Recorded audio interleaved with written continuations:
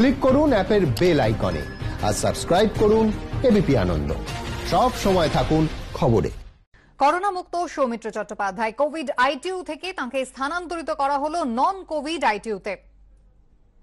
কথা বলবো আমাদের প্রতিনিধি জিলাম করঞ্জয়ের সঙ্গে। জিলাম, নন কোভিড আইটিইউতে স্থানান্তরিত করা হয়েছে অভিনেতাকে, এখন কেমন আছেন তিনি? হাসপাতাল সূত্রে যেটা বলা হয়েছে যে তিনি যেহেতু কোভিড মুক্ত হয়েছেন সেই কারণে নন কোভিড আইটিইউতে স্থানান্তরিত করা হয়েছে। গতকাল রাতে তিনি ঠিকঠাক ঘুমিয়েছেন এবং তার সমস্ত প্যারামিটার নর্মাল আছে, রক্তচাপ সহ হৃদস্পন্দন ইত্যাদি সবই নর্মাল আছে, ওষুধে সাড়া দিচ্ছেন।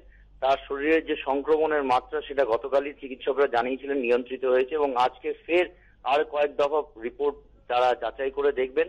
তবে মোটের ওপর তিনি গতকালের থেকেও আজকে ভালো আছেন এবং তার সংকট থাকলেও স্থিতিশীল আছেন বলে চিকিৎসকরা জানিয়েছেন।